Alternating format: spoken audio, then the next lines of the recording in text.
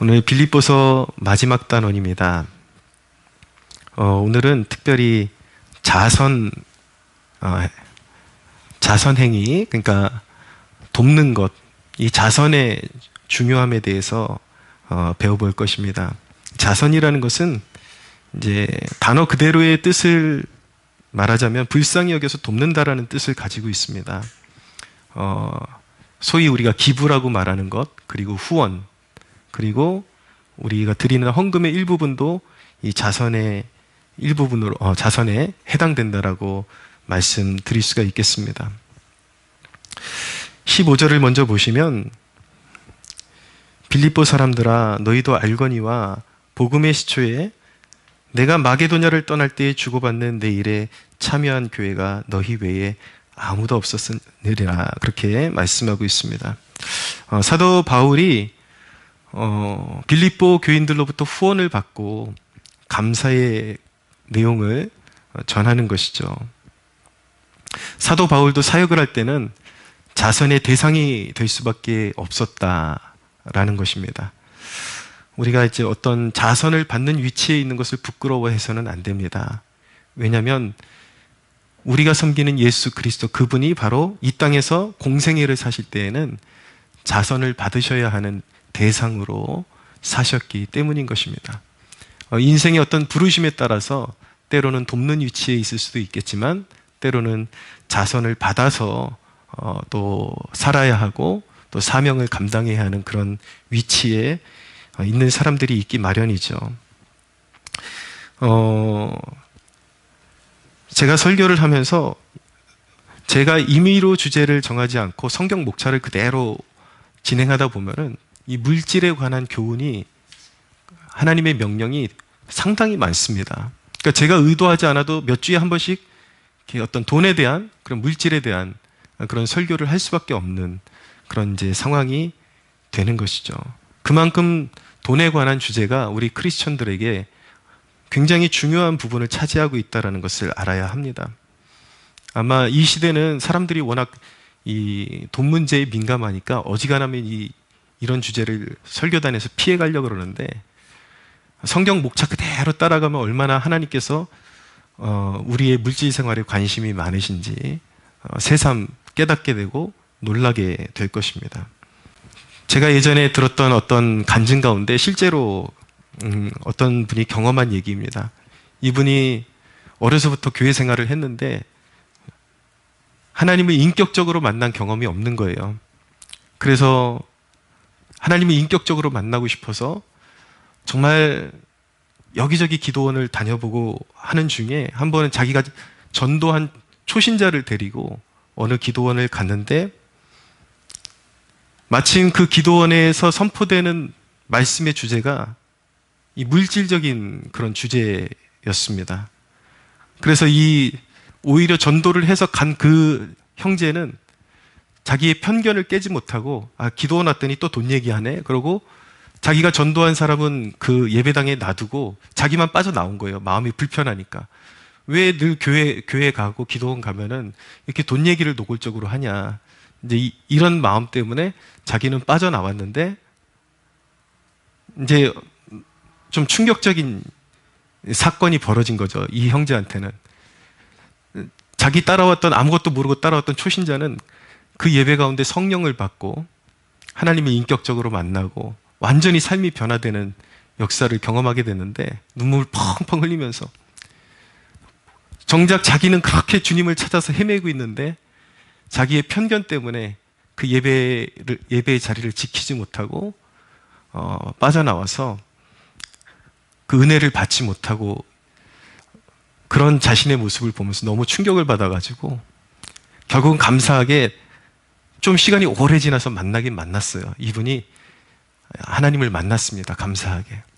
그러나 그분의 고백은 인간의 그런 어떤 자기 스스로가 어떤 그어놓은 경계, 이런 설교는 건강한 설교고 이런 설교는 아니다라고 하나님이 말씀하시는 것에 대해서 자기가 선을 긋고 이건 기다 아니다라고 그렇게 선을 긋는 그 태도가 하나님의 역사하심을 막고 있었다라는 것을 간증하는 것을 듣게 되었습니다. 사랑하는 여러분, 오늘 이 설교 가운데 하나님이 여러분들의 심령을 만지시는 그 손길을 경험하게 되기를 축복합니다. 왜 이 물질에 대해서 알아야 되는가? 인간이 가장 집착하는 것이 돈이기 때문에 그렇습니다. 어떻게 써야 하는가를 알아야 되는 것이죠.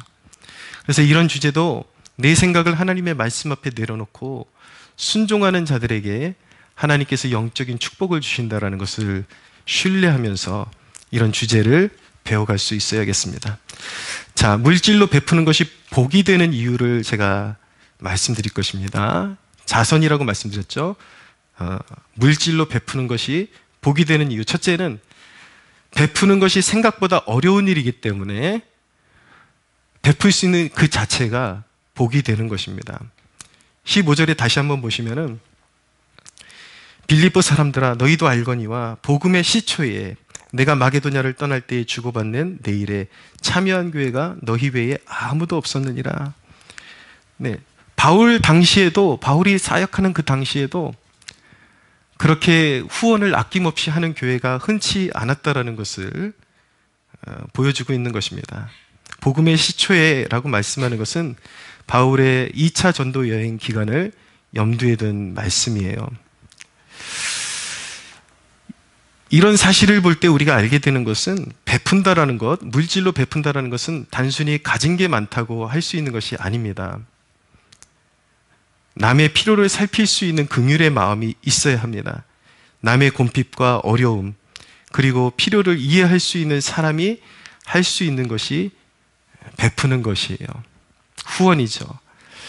베푸는 것은 성숙함과 관련된 것입니다. 영적으로 성숙해야 베풀 수가 있습니다. 구원이 무엇인지를 우리가 정확히 알아야 베푸는 삶을 살아가는데 어려움을 느끼지 않을 수가 있습니다. 어려움을 느끼지 않을 뿐만 아니라 그것이 얼마나 기쁨인지 알 수가 있게 되는 것이죠. 여러분, 우리가 어떻게 구원받았습니까? 주 예수님이 나라는 존재를 한없는 영적인 빈곤함에서 구원하신 것입니다. 예수님이 자신의 피를 흘려서 우리를 영적인 빈곤함에서 값주고 사신 것입니다. 이 사실을 깊이 느낄수록 비로소 도와야 될 사명자 그리고 가난한 사람들이 보이기 시작하는 것입니다. 내가 얼마나 핍절한 존재였고 영적으로 가난한 존재였는데 하나님이 값없이 나에게 필요한 은혜를 채워주셨다라는 것을 깊이 깨달으면 깨달을수록 우리의 마음 가운데 긍휼의 마음이 자리 잡게 되는 것입니다. 베푸는 일이 그토록 어려운 이유는 영적인 원리를 모르기 때문이에요. 주님이 어떻게 부유해지셨습니까? 주님이 어떻게 그렇게 많은 성도를 거느리는 주가 되셨습니까? 그건 주님이 자신에게 있는 것을 아끼지 아니하셨기 때문입니다. 생명까지 주셨기 때문에 수많은 영적인 자녀들을 얻게 된 것입니다. 그러나 대부분의 교인들이 자기 문제에 급급해해요. 자기밖에 모르는 삶을 살아갑니다. 우리 교회가 힘이 붙이고 약한 교회 중에 하나이지만 우리 형편에 버겁도록 그렇게 흘려보내려고 늘 그렇게 애를 써왔습니다. 너무나도 안타까운 것은 최근에는 우리도 좀 마음만큼 그렇게 할 수 없는 상황인 것이 너무 마음이 안타까운데 우리가 할 수 있는 한 우리 교회의 사이즈에 비해서 자꾸 하려고 하는 이유는 과부가 과부 마음을 알기 때문입니다. 최근에 우리 교회에서 유튜브 상에 헤세드 선교사님이라는 분이 있어요. 이렇게 그분의 슬로건이 유튜브에 진리가 흐르게 하라라는 그런 슬로건을 가지고 이제 잘못된 신앙에 대해서 성도들 분별시켜주고 또 이렇게 비평해 주시고 그런 사역을 합니다. 그분이 이제 좀 말이 거칠기 때문에 호불호가 좀 갈려요. 근데 저는 필요한 시대의 사명이라고 저는 생각을 합니다. 어떤 사람들은 자기 사욕을 위해서 자기한테 맞지 않는 사람들을 비난하고 욕하기 위해서 말 그대로 험한 말을 쓰는 반면에 그분 같은 경우는 정말 깨닫지 못하는 영적인 어둠 가운데 있는 영혼들을 그 애통하는 마음을 가지고 그렇게 좀 험한 말을 쓰기도 하는데, 태국에서 성실하게 감당하시면서 아이들 길러내는 거 보면서 제가 좀 감동이 있어가지고 최근에 좀 후원을 보내드렸습니다. 근데 거기서 끝났으면 좋았을 텐데 이분이 영상을 한 두 개를 찍어가지고 본어게인 교회에서 후원을 보내줬다고 너무 막 이렇게 내세우시는 거예요. 칭찬을 막 하시는 거예요. 그러니까 그걸 보고 있자니 몸둘 바를 모르겠는 거죠. 그렇게 큰 돈도 아니었는데, 하지만 우리가 가진 것에서 버겁도록 드린 것은 맞습니다. 돈 액수라는 그 자체로 보면 얼마 안 되지만 우리가 가진 것에 비해서는 적지 않게 그렇게 보내드렸습니다. 그런데 그렇게 보내드린 것이 우리가 여유가 있어서 보내드린 것이 아니라, 우리 교회에도 지금 수개월 전부터 우리가 원치 않는 어려움을 당면하게 되면서 내일 일은 알 수 없지만 제 심정은 그런 마음으로 보내드렸습니다. 사렙다 가부가 남은 가루를 가지고 주의 종을 섬기는 심정으로 그렇게 보내드렸던 것입니다. 이야기하고 싶은 것은 그것입니다. 가진 게 많아야 후원하는 것이 아니라는 거예요. 약한 자의 심령을 아는 사람이 후원을 할 수 있는 것입니다. 고통을 아는 사람이 남의 고통을 알 수 있는 거예요. 내가 물질적인 어려움을 겪어봤기 때문에 그 사정을 아는 거죠. 그래서 설령 내가 서지 못하는 한이 있더라도 선교지를 세울 수 있다면, 그리고 그곳 아이들에게 조금이라도 도움이 될 수 있다면 기꺼이 흘려보내고 싶은 마음이 있는 것입니다. 사람들 가운데는 쥐꼬리만큼 내놓고 잘 쓰니 못 쓰니 말이 많지만, 여러분, 개척교회, 이런 작은 교회 목회자들 그리고 선교사들의 삶은 그렇습니다. 제가 제 스스로를 변호하는 것 같아서 그렇지만 저는 우리 성도들을 올바른 길로 가르쳐야 하는 사명이 있기 때문에 말씀드리는 거예요. 사람들은 목회자들이 굉장한 어떤 부의 상징처럼 그렇게 비판하는 사람들이 많은데, 여러분들이 교회를 생각할 때에 기준치를 가져야 되는 것은 뉴스에 나올 법한 그런 목회자들을 기준으로 봐야 하는 것이 아니라 일선에 여러분들 가까이에 있는 목회자들을 기준으로 봐야 하는 것입니다. 여러분, 일선의 목회자들, 이미 큰 부흥을 맞이해서 시스템을 잘 갖춘 그런 교회가 아닌 한 대부분의 목회자와 선교사님들은 정말 척박한 땅을 걸어갑니다. 어떨 때는 혹시라도 병원에 갈 일이 없어야 되는데 병원에 가면 또 큰돈 깨질까 봐 아프지 말아야 되는데 조마조마한 그런 시간을 보내면서 살아야 합니다. 자녀들이 이제 커가는데 학원도 보내야 되는데 이걸 어떻게 감당하나, 늘 그런 걱정 속에 살아가야 합니다. 어쩌면 주의 종들이 그런 걱정 가운데 살아가는 것이 면류관일 수 있어요. 사회에서 터 잡고 충분히 일할 수 있었던 사람들이, 잘 나갈 수 있었던 사람들이 주님의 부르심을 따라서 헌신했기 때문에 그런 삶을 자처하고 있는 것이죠. 근데 우리 성도들이 그런 삶을 살아가는 주의 종들에 대한 관심을 가져야 합니다. 여러분, 누가 베풀 수 있습니까? 그 필요를 아는 사람이 베푸는 것입니다. 그런데 많은 사람들이 희생으로 부요해지는 원리를 몰라요. 자기 걸 내어줌으로 부요해지는 영적인 원리를 모르고, 내가 누리고 있기 때문에 다른 사람도 당연히 누리고 있을 것이라는 긍휼의 감각의 부재가 베푸는 일을 힘들게 하는 것입니다. 근데 오늘 16절에 보니까 빌립보 교회는 이전에 바울에게 이번에 후원을 해준 것 외에도 2번이나 바울을 지원해 주었다라고 바울이 그 감사함을 고백하고 있잖아요. 상대의 곰핍과 필요를 볼 줄 아는 백성은 주님의 마음을 가진 백성입니다. 사랑하는 여러분, 주님의 이름으로 축복합니다. 여러분들 모두가 주님의 마음을 소유하는 백성들 되시기를 축복합니다. 성경이 말씀하는 바 분명히 받는 자보다 주는 자가 복이 있다라고 말씀하고 있습니다. 여러분들이 물질을 벌 수 있는 것은 하나님의 축복입니다. 그것은 주님 때문에 가난해진 사람들을 돌보라는 주님의 뜻이 거기에 있음을 깨달을 수 있어야 하는 것입니다. 그래야 여러분들의 물질이 복을 받습니다. 할렐루야. 두 번째로 물질로 베푸는 것이 복된 이유는 베푸는 것은 여러 가지 영적인 축복을 가져오는 통로이기 때문입니다.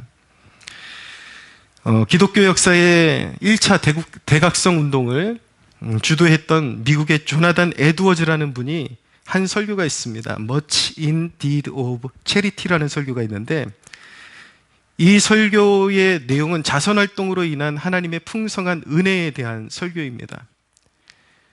물질을 베푸는 순종의 영적인 유익들을 담고 있는 말씀인데 오늘 제가 이 조나단 에드워즈 목사님의 설교를 좀 인용해서 영적인 유익들을 여러분들에게 좀 소개하겠습니다. 이 책에 보면은 누가복음 8장에 막달라 마리아 그리고 요한나 수산나라는 여인들이 예수님을 물질로 섬겼다라는 내용이 나오고 있습니다. 예수님이 이 땅에서 사역하실 때에 그런 섬김을 받으셨기 때문에 사역을 할 수가 있었습니다. 이런 말씀을 듣는 사람들 가운데는 어떻게 구세주가 자선을 받았다라는 게 말이 되냐, 전능하시다면서 그렇겠지만 우리 주님은 죄인들을 구원하시기 위해서 영광의 보좌를 비우시고 스스로 가난하게 되신 것입니다. 그리고 그분의 허름한 모습 속에서 영광의 광채를 보고 섬기는 백성들을 복주시기 위해서 자신의 영광을 낮추시고 감추셨던 것입니다. 그런데 여러분, 아무리 많이 사람이 주님을 섬겼다고 해서 생색을 낼 수 없는 이유는 무엇이냐면 그분은 하나님이라는 그 본체의 영광을 우리와 같은 죄인을 구원하시기 위해서 비우셨고 만물의 주권자이신 자신의 십자가에 내어주셨습니다. 누구의 피입니까, 여러분? 하나님의 아들의 피입니다. 본질상 하나님의 피입니다. 할렐루야. 여러분, 본질상 하나님이신 분이 인간의 모습을 입고 오셔서 죄인들을 위해서 그 고귀한 보혈을 다 쏟아주셨습니다. 그런데 여러분, 그분 앞에서 내가 얼마를 냈다라는 자랑, 그리고 누군가에게 좀 도와주고 하대하는 태도가 얼마나 빈약한 생각인지를 깨달아야 합니다. 주님을 위해서 후원하고 섬기는 것, 물질로 베푸는 것은 자랑거리가 아니라 주님의 이름에 합당한, 주님이 받으셔야 하는 그 섬김에 합당한 믿음의 표시이고 그분께 마땅히 드릴 예물일 뿐인 것입니다. 조나단 에드워즈는 이렇게 말했습니다. 그리스도는 자선을 받아야 할 대상이었습니다. 이 여인들은 그리스도께서 자신을 이들에게 친밀하게 나타내 주시는 큰 보상을 받았습니다. 라고 말했습니다. 무슨 뜻인지 아시나요? 누가복음 8장에 이 여인들이 물질로 주님을 섬기고 그렇게 잘 섬겨드리더니 여러분, 부활의 첫 증인이 누구였습니까? 죽으시고 죽은 지 3일 만에 부활하신 부활의 첫 증인들은 여인들이었습니다. 무덤에 갔을 때 돌문이 옮겨지고 천사들이 나타나서 예수님이 부활하셨다는 것을 가장 먼저 듣게 되고 가장 예수님께서 그 자신을 영광스러운 부활의 주로서의 그 영광스러움을 계시해 주신 존재들이 바로 예수님을 지극히 섬겼던 여인들이었다라는 것. 여러분, 그것만큼 큰 축복이 어디 있을까요? 중요한 개념을 우리가 에드워즈로부터 배워야 되는데 또 이렇게 말합니다. 우리가 자선 행위를 했을 때에 하나님이 우리에게 은혜를 주시는 것은 행위에 대한 보답이라기보다는 하나님의 값없는 선물입니다. 라고 그렇게 표현을 했습니다.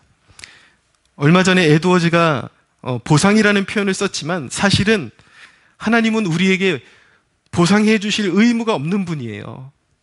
원래 우리가 가지고 있는 것, 여러분들이 가지고 있는 모든 것들이 원래 하나님의 것입니다.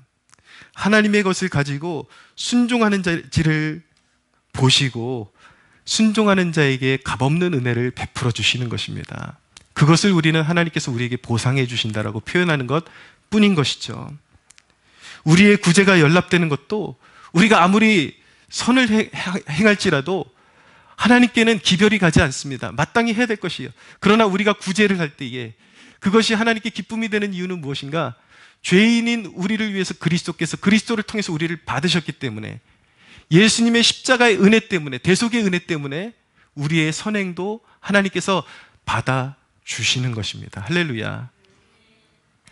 여러분, 예수 없이 그냥 베푸는 사람이 구원 받을 수 있을 것 같아요? 천국 갈 수 있을 것 같아요? 절대 자격으로 못 갑니다. 왜냐하면 하나님께 연락이 안 되기 때문이에요. 우리가 선을 행해서 하나님을 기쁘시게 할 수 있는 이유도 예수께서 우리를 위해서 죽으셨고 예수님 때문에 우리가 하나님께 연락이 되었기 때문인 것입니다. 할렐루야. 조나단 에드워즈의 말을 이어가겠습니다. 시편 41편 1절에서 3절은 자선이 영적인 은혜와 병상에서도 하나님의 임재와 위로를 받는 길이라고 말합니다. 잘 들어보세요. 평소에 구제하고 가난한 자를 돕고 사역자를 돕는 그 섬김을 베풀었던 사람들은 혹시라도 인생의 날에 병이 와서 알아눕는다고 할지라도 그 병상에서도 하나님의 임재와 돕는 영적인 하나님의 보호를 느끼며 살아갈 수 있게 해주신다라는 것입니다. 에드워즈의 말을 이어갑니다. 소돔왕과 그의 백성은 이제 아브라함이 베푸는 자선의 수혜자가 되어 원수가 빼앗아간 것을 모두 되찾았습니다. 아브라함은 그들에게 자신이 얻은 전리품을 관대하게 돌려주었습니다. 그리고 아브라함은 이 일로 하나님 자신을 아브라함에게 계시해 주시는 영적인 복으로 보상받았습니다. 이후에 아브라함은 하나님으로부터 두려워하지 말라, 나는 너의 방패요 너의 지극히 큰 상급이라는 복을 받았습니다. 아브라함이 조카 롯이 잡혀간 것을 쫓아가가지고 롯하고 같이 소돔왕하고 여러 백성들이 포로로 잡혀서 모든 소유도 다 뺏기고 그랬는데 아브라함이 자기가 훈련시킨 318명을 데리고 가서 다 찾아왔죠. 그리고 그들에게 어떤 보상도 요구하지 않았습니다. 그대로 그들이 빼앗겼던 것들을 찾아주었죠. 하나님께서 그런 아브라함에게 영적인 복을 주셨다라는 것입니다. 아브라함에게 하나님의 뜻을 계시해 주시고 나는 너의 큰 방패요 큰 상급이다 라고 그렇게 말씀해 주셨다라는 것입니다. 할렐루야. 여러분, 베푸는 삶에는 반드시 하나님의 은혜가 있고 영적인 은혜가 있는 것입니다. 또 한번 들어보세요. 에드워즈의 말입니다. 하나님을 추구하도록 우리에게 정해주신 방법은 하나님이 주신 모든 의무를 준행하는 것입니다. 이것은 성경을 읽고 기도하고 예배에 참석하는 것만이 아니라 하나님이 우리에게 요구하시는 모든 것, 즉 하나님과 이웃에 대한 모든 의무를 수행하는 것입니다 라고 말하고 있습니다. 그러면서 또 이렇게 말합니다. 만일 부모나 가장들이 자기 집의 소유를 자선하는 데 많이 사용한다면 자선 행위는 성령이 가족 위에 부어지는 좋은 방법입니다 라고 표현했습니다. 여러분, 이런 건 잘 모르지 않았습니까? 성령의 은혜를 입는 방법, 물론 말씀과 기도가 가장 기초적인 것입니다. 기본적인 것입니다. 반드시 있어야 합니다. 그러나 또 한 가지의 방법이 있다는 건 여러분들 잘 몰랐을 거예요. 가진 돈으로 베푸는 것입니다. 주님의 마음으로 선교지와 사명지와 어려운 이웃을 위해서 끊임없이 베풀 때 하나님께서 그 가정 위에 성령을 부으신다라고 약속하고 계신 것입니다. 할렐루야. 하나님은 희생하는 자에게 자신을 더 알게 하십니다. 예수님께서 뭐라고 약속하셨습니까? 나의 계명을 가지고 지키는 자라야 나를 사랑하는 자니 나를 사랑하는 자는 내 아버지께 사랑을 받을 것이요 나도 그를 사랑하여 그에게 나를 나타내리라. 나의 계명을 지키는 자에게 주님께서 자신을 나타내신다라고 말씀하고 있어요. 주님의 가장 큰 계명이 무엇입니까? 하나님 사랑과 이웃 사랑입니다. 이웃에게 베푸는 것. 형제들아, 말과 혀로만 사랑하지 말고 행함과 진실함으로 하자. 할렐루야. 할렐루야. 이것이 여러분 가장 큰 성경의 교훈 아닙니까? 여러분들에게 주시는 축복을 계속 나누어 보십시오. 여러분들 앞으로 계속 하나님이 보증하시는 삶을 살고 싶으십니까? 그런 영적인 욕심과 영적인 욕심, 좋은 욕심을 말하는 것입니다. 그런 열망이 있다면 가난할 때부터 베푸는 삶을 살아가게 되는 여러분들 되시길 바랍니다. 가난할 때부터 베푸는 것은 하나님 나라에 적금을 드는 것과 마찬가지인 것입니다. 2개밖에 없는데 그 2개를 다 나를 위해서 먹어치우면 가난해지는 거예요. 2개밖에 없는데 하나를 나에게 주신 하나님께 감사하고 하나를 이웃에게 나눠주면 하나님 나라의 적금이 되는 것입니다. 반드시 하나님께서 은혜를 베푸십니다. 할렐루야.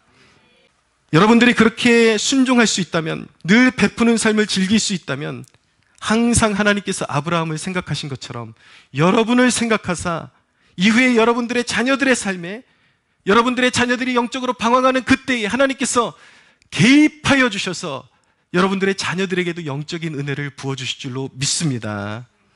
3번째입니다. 물질로 베푸는 삶이 복된 이유는, 베푸는 것은 하나님을 기쁘시게 하고 든든한 삶을 보장받는 확실한 방법이기 때문인 것입니다. 18절을 보세요. 내게는 모든 것이 있고 또 풍부한지라 에바브로디도펜에 너희가 준 것을 받음으로 내가 풍족하니 이는 받으실 만한 향기로운 제물이요 하나님을 기쁘시게 한 것이라 라고 말씀하고 있죠. 바울은 빌립보 교인들의 호의에, 아낌없는 호의에 고마움을 표하고 있습니다. 근데 여러분, 여기서 개념 정리를 조금 짚고 넘어갈 필요가 있는데, 예배 때 드리는 헌금을 자선행위 하듯이 하면 안 됩니다. 어떤 사람들은 예배 때 하나님 앞에 예물을 준비하지 않고 있다가 간헐적으로 어쩌다가 구제할 때 돈을 쓰는 사람들이 있어요. 이것은 잘못된 습관이에요. 예배 때 항상 하나님 앞에 만왕의 왕이 되시고 우리의 구원자가 되시는 하나님 앞에 정성스럽게 내가 할 수 있는 한도 안에서 하나님 앞에 예물을 드리는 것이 참된 예배의 일부분인 것입니다. 할렐루야.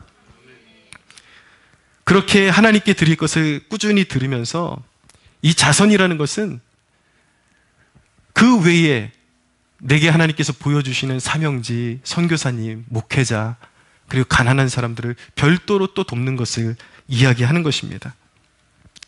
바울은 이 물질의 헌신이, 성도들의 이 헌신이 하나님 앞에 향기로운 제물이고 하나님의 기쁨이라고 말씀하고 있습니다. 그리고 나서 19절을 이어가고 있죠. 19절 같이 한번 읽어볼까요? 시작. 나의 하나님이 그리스도 예수 안에서 영광 가운데 그 풍성한 대로 너희 모든 쓸 것을 채우시리라. 아멘. 이 말씀이 그대로 여러분들에게 임하는 축복이 있게 되기를 바랍니다. 누가복음 18장 29절에서 30절은 이렇게 말씀합니다. 내가 진실로 너희에게 이르노니 하나님의 나라를 위하여 집이나 아내나 형제나 부모나 자녀를 버린 자는 현세의 여러 배를 받고 내세의 영생을 받지 못할 자가 없느니라 라고 말씀하고 있습니다. 이 말씀을 또 잘못 적용해가지고 진짜 가족들을 다 버리고 자식도 버리고 와이프도 버리고 그러면 안 됩니다. 주님을 따라가는 것이 가장 삶의 우선순위라는 것을 이렇게 말씀하고 있어요. 주님을 위해서 내 그 어떤 것보다도 생명처럼 주님을 따르고 헌신해야 된다는 것을 이렇게 말씀하고 있는 것입니다. 모든 것을 부인하고 주님을 섬기면 현세에서도 복을 받고 내세에 영생을 받지 못할 자가 없습니다. 할렐루야. 누가복음 6장 38절입니다. 주라 그리하면 너희에게 줄 것이니 곧 후히되어 누르고 흔들어 넘치도록 하여 너희에게 안겨주리라. 너희가 헤아리는 그 헤아림으로 너희도 헤아림을 도로 받을 것이니라. 여러분들이 아깝다고 생각하면 하나님께서 여러분들에게 은혜를 베푸시는 것조차도 아깝게 생각하실 것입니다. 여러분들이 하나님의 마음으로 베풀기를 좋아하면 하나님도 여러분들에게 은혜를 넉넉히 베풀어 주실 것입니다. 여러분, 동기가 옳아야 재정의 복을 받습니다.